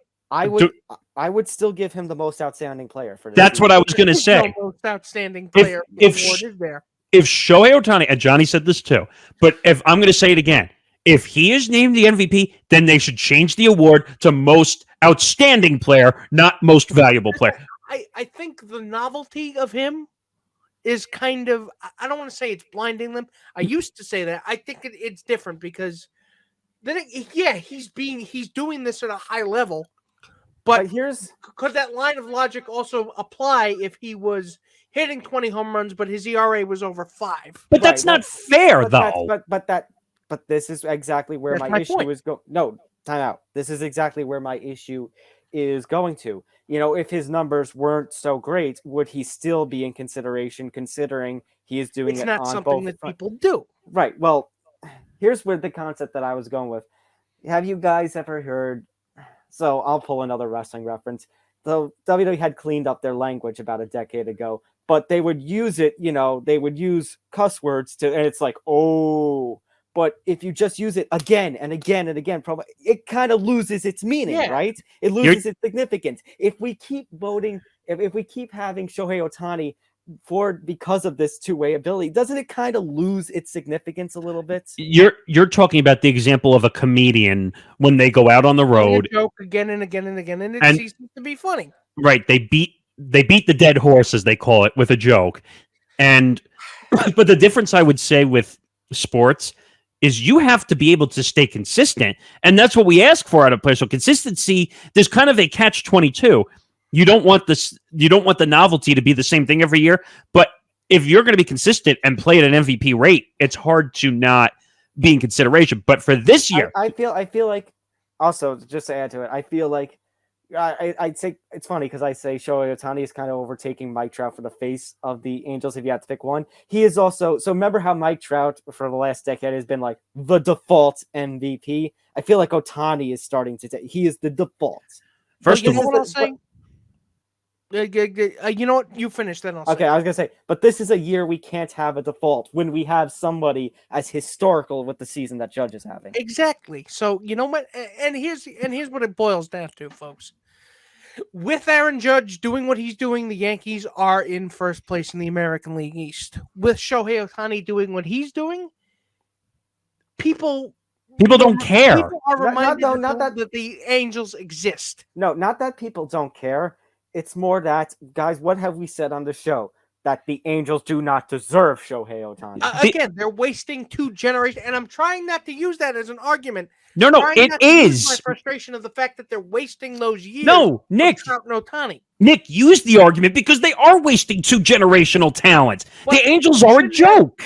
But if it's about an individual player's performance, you can't put the. No, but Nick, come on. But I think Michael Kay makes a point when he says if it's not, and you were just saying it, Nick Federer, if it's not for Judge, then where is this Yankees team? If there is a chance that I'll use the upcoming free agency, if Aaron Judge does not re-sign with the Yankees, we are looking at a Yankee team where we might have to say, we never say this with New York sports, but we may have to blow it up. Well, exactly. We did that temporarily. What was it in 2017? In 2016, when he first came up. But my point is, when Gary and the first crop of baby bombers came up, if the writers are going to be blind and they're just going to say, "Well, he's a Yankee, we're not going to vote him." So, Nick, I'm going to take your take. I'm going to change it up a little bit.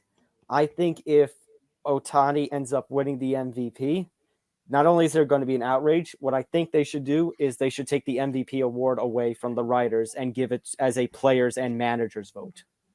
Well, you got to be careful with that because they could vote for their own guys. I think you would put a rule in that, like, okay, for the Yankees, you can't pick in a case like this, you can't pick Judge, so they would go Ohtani. But you also flip it on the Angels, like you can't pick Ohtani. You have to pick someone from another team. Exactly. You have to pick somebody from another team. That way, it's the most fair kind of system.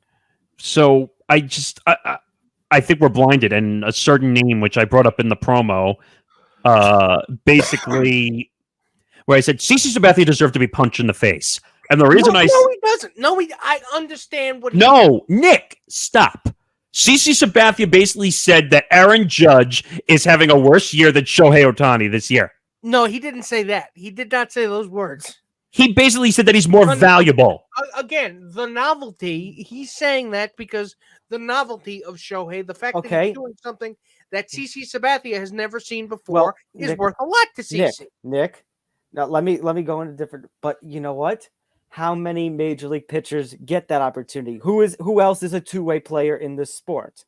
Nobody. That's exactly it. Okay. I mean, I can disagree with him, but the man knows more about baseball than the three of us ever will. So then you guys are probably not going to like my take, because it was years ago when was it Tanaka got hurt running the bases? Yes. And you guys were mocking that the NL was taking so long to put in a DH.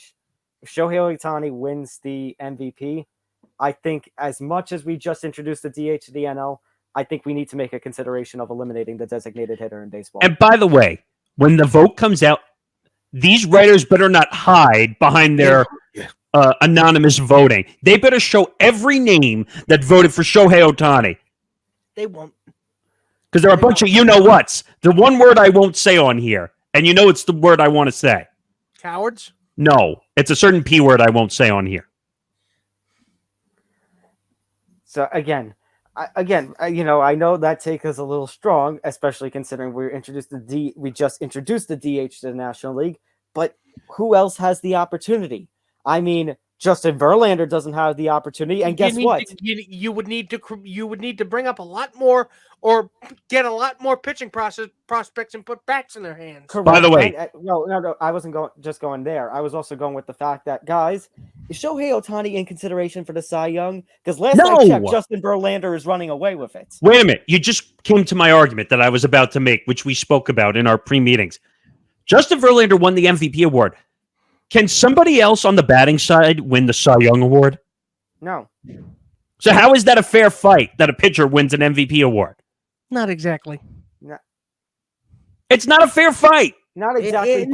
You're right. It's not. But if a pitcher is having a year better than all of the hitters, but you have your own award. That's the whole sole purpose. You're the best pitcher in the league. You're a Cy Young. That's the whole point.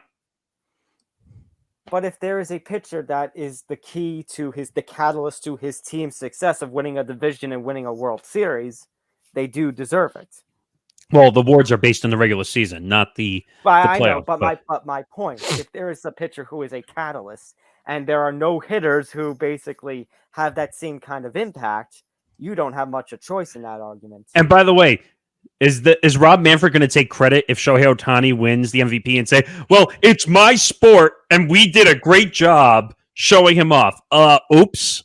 And it's your fault it's your fault that it's partially your fault that the Angels are basically floundering in obscurity and waiting for somebody to save them so they can actually fucking compete for something. By the way, do you see anybody marketing the home run chase for Aaron Judge at all?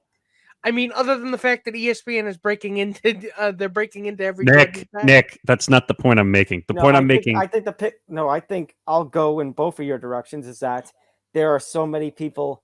Well, I don't know if I should say so many. I don't know the exact number, but there are people who want to see it to the point where you have them fighting against, like, for instance, Yankees Red Sox on Friday is going to be on Apple TV Plus, and you have people fighting it. Like, hey, no, this is something we need to see because this is a season we may never see again. Well, that's why they said during the Apple TV Plus game, they're going to be breaking in on ESPN and MLB Network. Gee, I wonder why. Oh, wait, because Apple TV Plus is digital only. But this is something that I don't think Apple isn't even, there you go, good old Rob Manfred. But this is something that Apple TV backed into, this is an opportunity that they would kill for. This is why they spend all that money.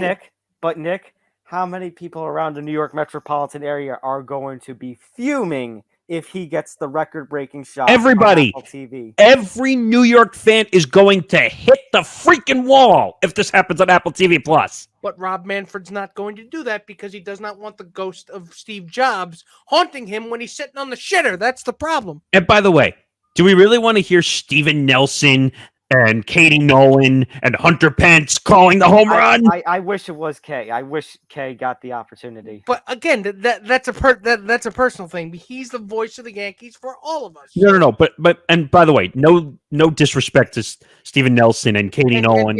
And Katie, because Katie Nolan's great. But it's the fact that, like we just said, and it's not just to us, Nick. Maybe to older generations.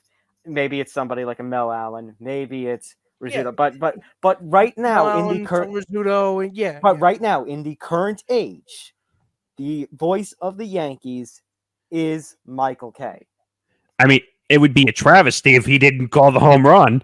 I mean, if you could maybe get a dual soundtrack thing going, you could actually get John and Susan on the stream. Then you can, then maybe we can make everybody happy. It's not the same. Well, John is at the point right now where he is going to take no days off because he wants on the radio side to be the one who calls it. Well, Ryan Rucco, who's one of the best in the business for the NBA and now MLB, he was going to call the 3 games down in Toronto. I think those were going to be rest days, so we didn't have to travel to Canada. Well, some actual good news on the radio side, on the FAN side. They're actually still going to pay Rucco for those 3 games. Oh, I didn't hear that. Okay. Yeah, they're actually still going to pay Rucco. Well, yeah, because he chose to step aside. That's why.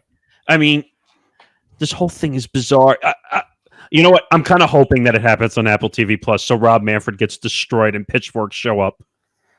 All right. I'm glad you brought up. Let's wrap this up because we could talk forever about it, us being Yankee fans and all. Holy crap. I haven't even gotten to rapid rundown yet. Oy. Yeah, we got to get this going. But I'm glad you brought up Canada. Perfect transition into our next story. So apparently, Canada is considering a removal of its COVID vaccination mandate that has kind of, for the sake of certain Major League Baseball players and other athletes, kind of put in a little stranglehold. Forced, like Kansas City Royals had to put like half their team on the restricted list when they went up there. But it seems like likely by the end of this month, that mandate is going to be going away. Because Canada just decided to just give in. No, or maybe they realized the money. I mean, money talks and bullshit rides the bus because we've all seen that.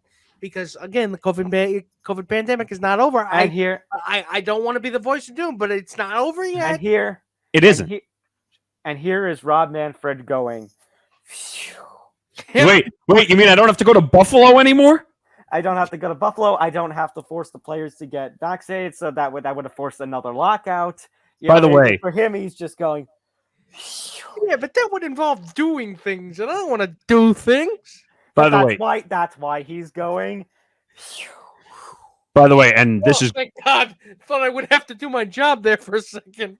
By the way, I'm gonna reach back here for a second into the instant archives that we had. If you really want a great perspective on, we covered, if you remember, when the team temporarily moved to Buffalo.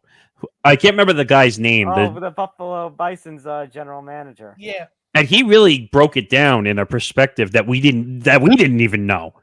So if you really, I think it was last year, if I'm not mistaken. But go check that. Anthony Sprague. Yeah, check that interview out. I know, and we'll try to put a link to it, and so you could see it. But he really broke it down to a point where they didn't even know what was going on. That was the mess. 2 years later, they still don't know what's going on. Canada. Blame Canada. Blame Canada. All they're good for is hockey and maple syrup.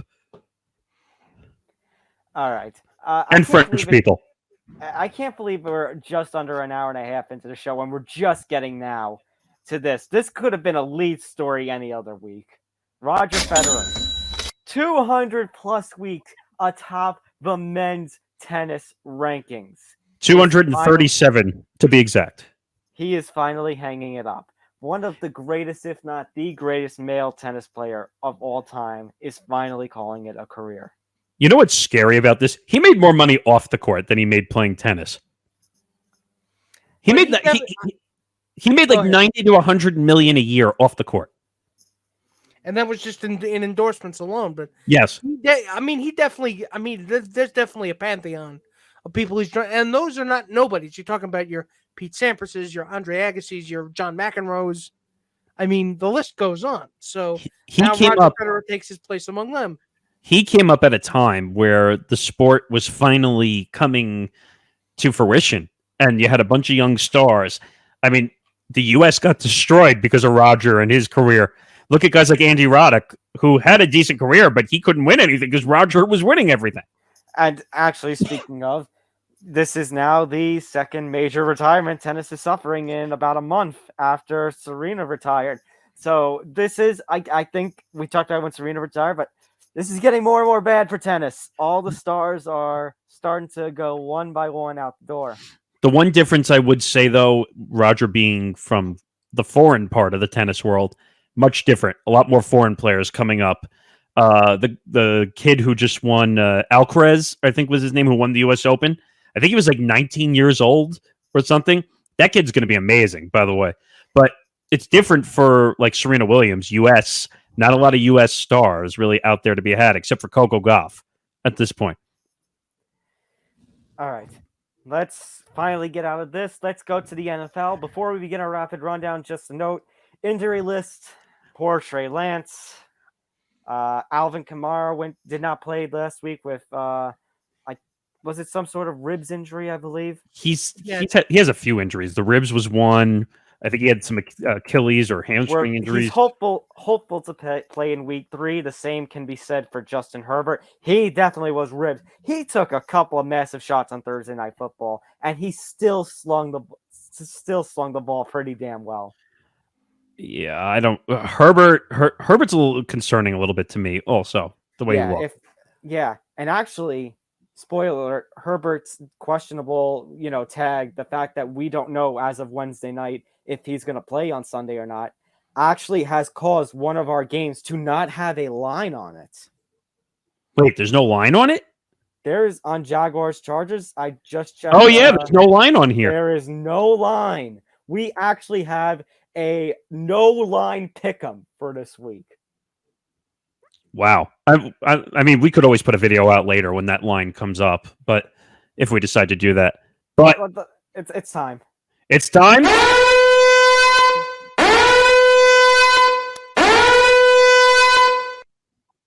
As I mentioned previously, looking at our leaderboards, it is me and Morgeson at top with 18.5 points. Nick Federer not too far behind at 17. The Game On crew, I actually have not done the tallies for them yet, so I will join them in week 3. What was our week 2? What was our records? Do you have them or no? So I went, let's see, I got 3, 4, 5, 6, 7, 8 games correct. 3 games that were a split, like if I said no cover and they actually covered. And then 1, 2, 3, 4 games that I flat out lost. Nick Federer, 1, 2, 3, 4, 5, 6 games correct. 1, 2, 3 games that, were a split. Cover. And then 1, 2, 3, 4, 5, 6, 7 games that were a loss. Ouch. And what were mine? Nick Morgeson, 1, 2, 3, 4, 5 games that were a loss.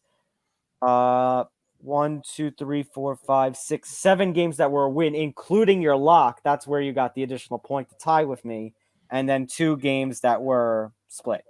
Ugh, God, it was a bad week all around. Spreads were few and far. You're telling me I'm fucking winning in 3rd place. Johnny Montalbano from Game On, didn't he go like 3-10 in terms of spreads this last week? I think he said it was 5-11. 5-11. Yeah, it's just a rough spot. It's just a rough start. He's usually good at this stuff. But there's some close spreads this week though. I'm looking at already. Yeah, I've got to give it a good thought what my bench lock is going to be. But let's get right into it. We begin Thursday Night Football tonight. The Steelers will travel over to Cleveland to take on the Browns in an AFC North matchup. The Browns, despite their collapse against the Jets last week, are still a -4 favorites. Now, I'm going to work under the assumption, and call me a fool if you wish, that the Browns can shrug this off. And being that it's at home, I'm going to take the money. I actually am going to agree with Nick Federer. They still have Nick Chubb and Kareem Hunt. They still, have a great defensive unit. The Steelers under Mitch Trubisky, I know they still have Najee and Deontay Johnson, but TJ Watt and how it really hurts their defense. And just, I don't know, they just look like a meh team to me. I know the division all around looked meh last week, but I'm going to take the home team on this one. I'm going to take the money. I'm going to go Browns. This game is weird because you have both sides that have injury issues, weird issues. Both teams are not the best offense. I mean, Jacoby Brissett and Mitchell Trubisky. Who thought this would get a Thursday Night Football bid on Amazon Prime? Not me. If TJ Watt was playing, I would have a different thought about this game. Because I think that, again, being one of the lead defensive players, I think he would have put Jacoby Brissett to bed a few times. But I was close, but I'm going to stay on the favorite and take it. All right, so we are going all around on that one. Moving on now to the Sunday 1 o'clock games. Here's a game I have my eye on. It's the Bills and the Dolphins. How is this not in prime time? Because dumb. That's why. The Bills are a -6 favorite, by the way. This is tough. This is going to be an offensive battle. Wow. This is going to be a shootout, I think. I don't know how to. This one is going to take some time to figure out. I think I still want to go with the Bills. They still are technically the Super Bowl favorites, or one of the Super Bowl favorites. The Bills have a better defense. It's a matter of, can Miami keep up? And can they play well in the the Bills are a cold environment team. Can they play well against Tua and Tyreek in the warmer weather environment? It's the same thing with the Patriots. We said that last week. Right. I'm going to go with the Bills because, again, I like the Dolphins, but this is the true litmus test, and the Bills are the Bills. But are they going to cover? I still don't know if they're going to cover though. I think this could be a close game. I think they will. To be honest with you, I think they can. I'm going to take the safer route. I'm going to go no cover. I mean, I think someone's going to win by a few touchdowns. I don't know who. This is a tough one. I think the Bills, just because look at what they did to the Titans, 41 points. I mean, their offense is on fire. Now, I know they were playing the Titans, and the only offensive threat was Derrick Henry, pretty much. But the Bills are going to be a hot team this year. I'm taking them on. All right. Moving on to the Bengals and the Jets. I've been tempted to use my lock on this one, but they let me down with the lock last week that I'm just not going to do it. I'm just going to say, take the money. Yeah, I mean, this is as simple as it gets. There's no analysis needed. Yeah, take the money. The Bengals are struggling, but still take the money. If they don't play well against the Jets, they are going to have 1,000 more questions. I mean, if the Jets win this game, I will come back and say, fine, the Jets might have a little more respect than I thought. I'm going to hold you to that. If the Bengals lose to the Jets, disrespect them. Disrespect the Bengals. The Raiders are traveling over to Tennessee to take on the Titans. The Raiders are only a 2.5 favorite. See, this is not even. We don't even really need to talk about this game, do we? The Titans are a disappointment. They were just getting blown out, but they got blown out by Jalen Hurts and the Eagles. But Jalen Hurts actually did look good. But yeah, take the money. I think Derek Carr is going to be very angry that he lost the game last week. You guys are making it hard. I am looking at that Chiefs-Colts game, but that Chiefs -6.5 line is scaring me. You know what? Lock. This is gonna This is your lock? This is going to be my lock. Raiders over the Titans. Damn. Okay. Interesting.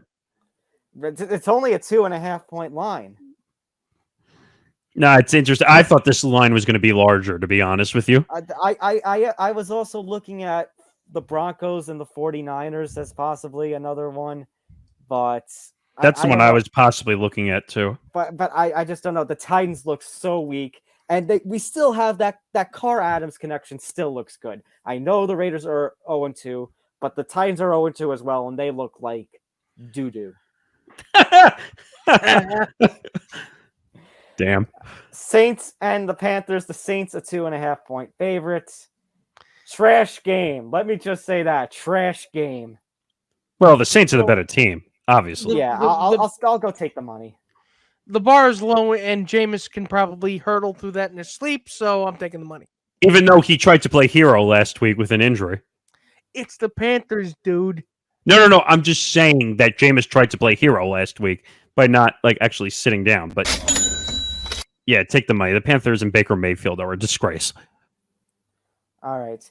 Now we move on to the Ravens, a 2.5-point favorite at the Patriots. They are going to be traveling up to Foxborough. Now, is Lamar hurt? Last I checked, he is. The expectation is he will play on Sunday. I haven't seen anything that says he's in danger. What did I say about Lamar? Lamar better make it through the season healthy if he wants that large contract. He took a risk by not signing a contract before the season. Now, the Patriots... Now, technically, neither of the Ravens or Lamar's fault when the Browns dumped that big bag of what the fuck on Deshaun Watson. So I'm going to, you know what I'm going to do? I'm going to go against the grain, and I'm going to say that the Patriots are going to upset the Ravens. Ooh, what? Going with a Foxborough special. It's in Foxborough, and the Patriots have got to feel pretty damn good about themselves, and the Ravens have got to be.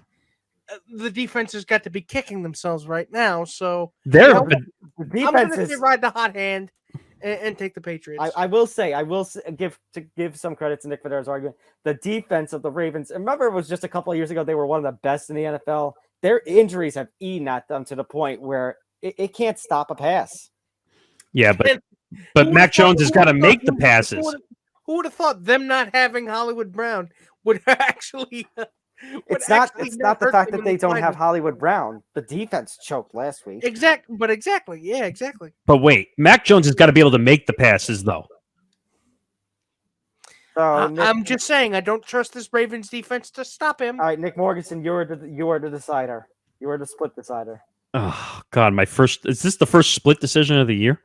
I don't know. The first one that falls on you. The first one that falls on you, yeah. I don't like Mac Jones. Mac Jones kind of scares me a little bit. And he was kind of off and on hurt. I'm staying on the course with the Ravens. Going up to Minnesota, the Lions and the Vikings. The Vikings are -6 favorites.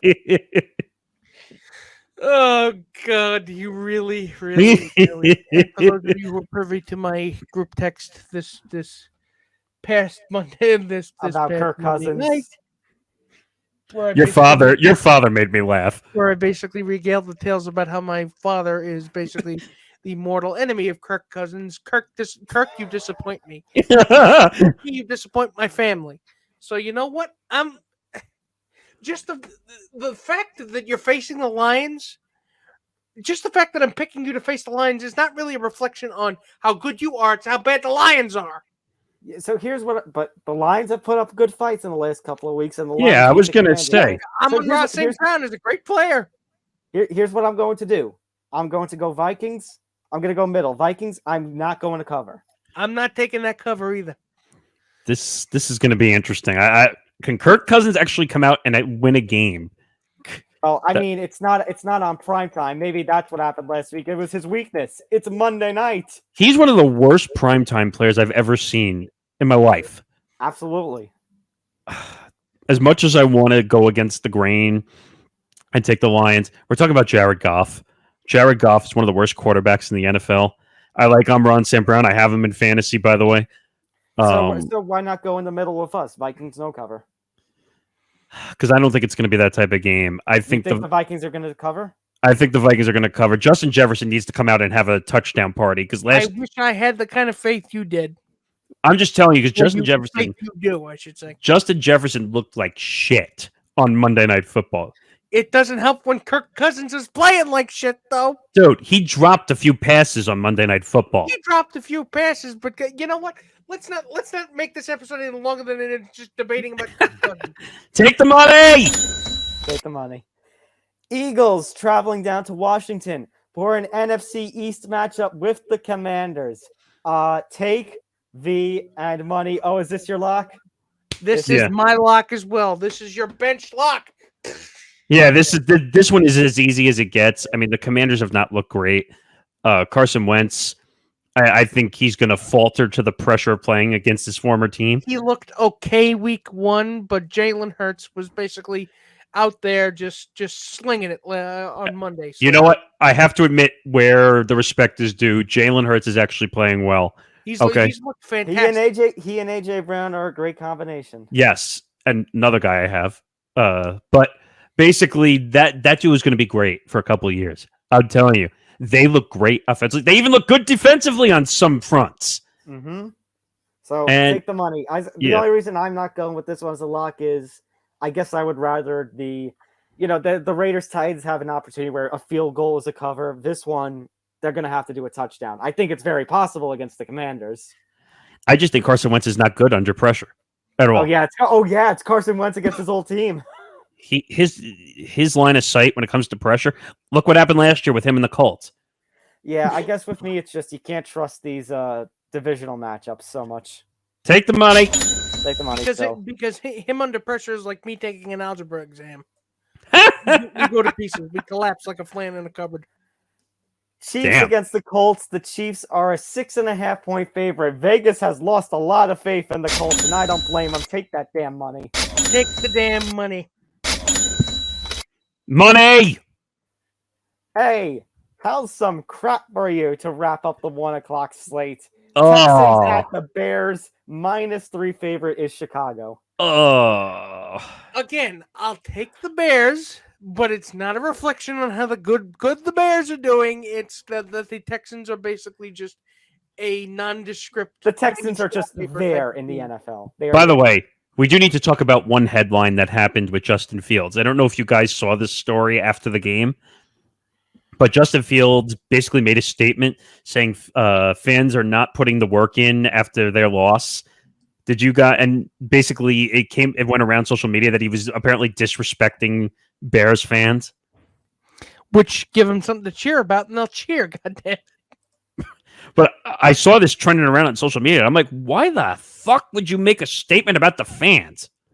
His career is going to end very quickly, Justin Fields. He is playing like utter garbage. Now, the team around him itself is also utter garbage. But, I mean, if you are the Texans, though, and you hold the Broncos to just, it was 16-9. You know what? I'm going to do a fuck it pick. I'm going to go against the grain. I'm going with an upset. I'm going Texans over Bears. Whoa. Ooh. Just to clarify. Do you believe in the Davis Mills experience? Oh, not God. So much that I give it. Not so much that I believe in that. I just hate I just don't like what the Bears are putting out on the field. And that Justin Fields comment, I want karma. Like how karma hit the Browns, I want karma to hit Justin Fields this week. First of all, the Davis Mills experiment sounds like an experimental jazz band that plays up. It's they opened for JD in the straight shots. JD in the straight shot, and it's basically just all acoustic covers of Dave Matthews songs. But just to clarify what Fields said, yeah, it hurts more in the locker room than Bears fans. At the end of the day, they aren't putting in any work. I see the guys in the locker room every day. I see how much work they put in. Coming out of a disappointing loss like this, it hurts. No pun intended. And then basically he walked it back afterwards. I think a few days later, he said, yeah, I was mad after the game. I'd like to address this now to get everything cleared up. There was a thing I said on Sunday after the game where I said the fans don't put the work in. Don't put in work. First off, I was frustrated after the game. Number one, I didn't want to talk to you guys. I wasn't in the mood to come and talk to you guys. So I should have done a better job of explaining what I meant by that. Which is, please don't pay attention to the fact that I put my foot in my mouth. All right, Nick Ferguson, you got to do a split pick here. Mills versus. This is such a. You're right. This is such a fuck it pick. I don't even know where to land. I don't know. Have the Texans won a game yet, or are they? They are 0-1-1. Oh yeah, they had the tie. That's right. The Bears are 1-1. I think they won it. They won a very sloppy game against San Fran. Oh, the slop fest. Hold on, let me double check the Bears the Bears schedule for this year so far. So yeah, they had the slop fest in San Francisco. They had the slop fest at home against San Fran that they won 19-10, and then they got their butts spanked by the Packers on Sunday Night Football last week. As bad as the Bears are, I don't know. The Texans are worse, in my opinion. So I'm just because it's a home game for the Bears. I'm just going to lean based on a pickup. You'll just take the money. Yeah. As for Nick Federer, by the way, he wakes up in the morning. that is Davis Mills is singing. Oh, God. Let's go. All right. It is time for the 4 o'clock slate of games, and we begin with our no-line pick'em. The Jaguars at the Chargers. This should be an easy take the money pick. However, again, the questions surround, will Justin Herbert play in week 3, dealing with his ribs injuries that he suffered last week on Thursday Night Football against the Chiefs? This is interesting because if Herbert doesn't play, this game is a lot closer than it should be.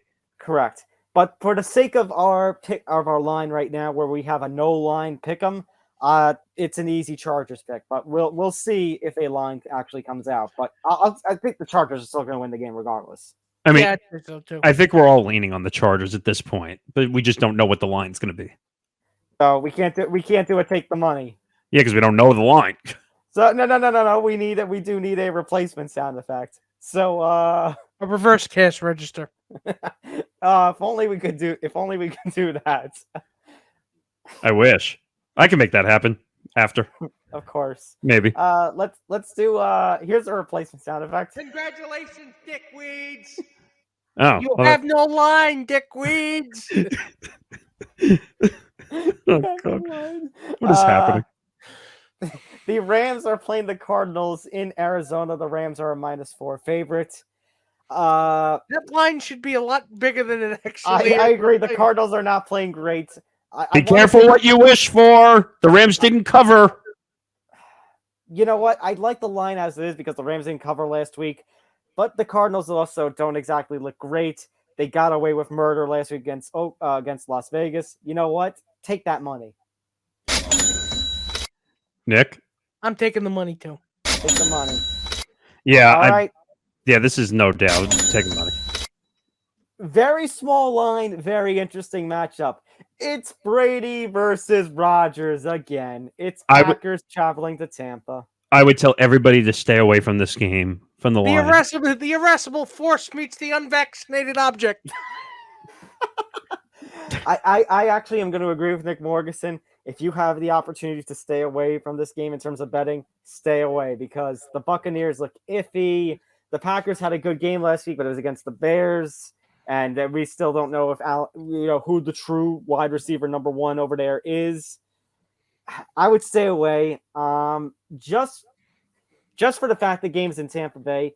Actually, no. Mike Evans is suspended. Godwin and Jones are big question mark. You know what?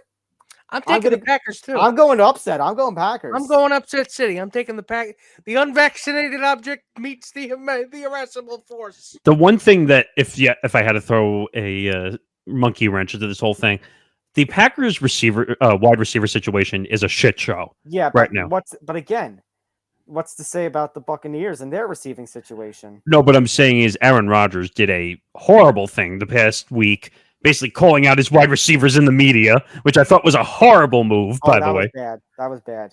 Is Alan Lazard back on the field? I don't know.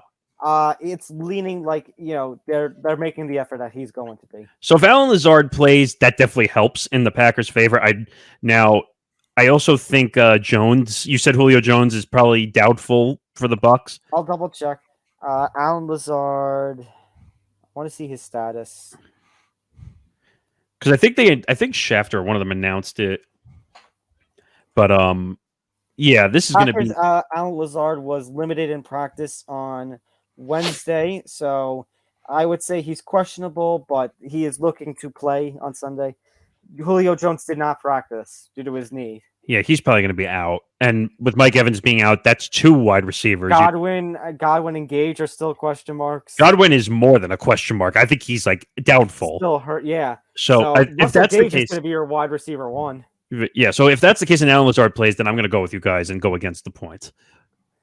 All right. How about trash in the 4 o'clock slate of games? Falcons and Seahawks in Seattle. You know what? Just for the simple fact that Seattle beat Denver, and it's a home game just like that one was, and the Falcons are, they're kind of like little kids because you have to be constantly aware because all the choking hazards that surround them. Well, and also Gino didn't look good last week though. But Gino didn't look good last week, but 28-3 will haunt this team until the heat death of the universe. So therefore, take the money, I'd say. I mean, yeah, the Falcons, like the Texans, are one of the worst teams in football. This is not even close. No one wants to see Marcus Mariota money. How about this for Sunday Night Football? The Broncos hosting the 49ers. Oh God. So Jimmy Garoppolo is going to be facing Russell Wilson. So yeah, take the money. I'll say take the money. I think it'll be a little more competitive since Jimmy G is out there and actually has been performing pretty well after that emergency, coming last week. This is going to be the battle of the throwing yards in this game. Absolutely. Because Trey Lance, if anyone knows Trey Lance better than the three of us do, he basically, 85% of the time was rushing the ball on the ground or running it himself. That's how he got hurt, by the way. Hitting a linebacker and his feet getting pinned under him. Yeah, I think it's going to be a cover. I think it's going to be close, but I think the Broncos hopefully will cover, or maybe a certain hack will cause it to not be great. And then, last but not least, Monday Night Football. The Giants, who are 2-0, and actually, they sent a message to season ticket holders. They want a whiteout because they'll be wearing their color rush uniforms as they take on how about them Cowboys. This is tough. I really Don't do it. The Giants are the favorite at -3. Yeah, because how many points did the Cowboys score last week? Did they have a touchdown last week? I want to say 17. They had their first touchdown last week too. Yeah, against the freaking Bengals. Okay, so you know what? Fuck it. I'm gonna go with my heart and say take the money. Oh. I'm gonna say we're going to go 3-0, and that in no way is going to bite me in the ass later. I see Nick Morganson shaking his head, so I'm going to be the split vote. I'm going to say it right now. Bite me in the ass later, please. I'm going to say it right now. The Giants got very lucky the first 2 weeks, beating the Titans because of their faulty kicker who can't put one through the uprights. They probably shouldn't have won this past week. They were trailing for the first half. Daniel Jones is. You're not going to see 3 comebacks. You get lucky 2 games, and it's not going to happen. I'm going against the spread and taking the Cowboys. You know what I'm going to do? I don't even know what I'm going to do because I this is one of those games where it's like I could go against the Giants because you know what? Their first half schedule is very weak. They're getting games against the Bears and the Falcons coming up, which should be wins in that department. But the Cowboys are kind of weaker, but they still have their weapons. And I think CeeDee Lamb's trying to get back. They still have Zeke. Cooper Rush actually was pretty decent. And you guys know me, despite the fact that it's 2-0, I still not a fan of Daniel Jones. I still want him off this team. Kenny Galladay has cleared out his locker. It seems like he doesn't want to be a part of this team. You know what I'm going to do? You two are gonna call me chicken shit for this. I'm going another middle. I am going to go with the Giants. I'm not going to take the money. I am not going to take the money. I think it'll be a 1-point game. In a pick'em? Wait, in a pick'em game, you're not going to take a. It's a pick'em game. -3. Yeah, three and lower is a pick'em game. I thought it was 2.5 and lower. No, it's 3 and lower. 3 and lower is a pick'em game. Are you sure about that? Yes. I want to debate that. Why? I could have sworn it was 2.5. I mean, I'll look it up. There would be a PK if it was that. I'm looking it up now. I don't know. We'll find it afterwards. But I was always told 3 points and lower is a pick'em game. All right. Well, you know what? I'm going to take the chicken shit way out of it. I'm going to root for my Giants, but I'm going to say no cover. So that way, even if the Cowboys win, I still get something out of this. Wow. That's not the answer I was expecting. Covering all the bases. I respect Exactly. Cover my front and my back. Wow.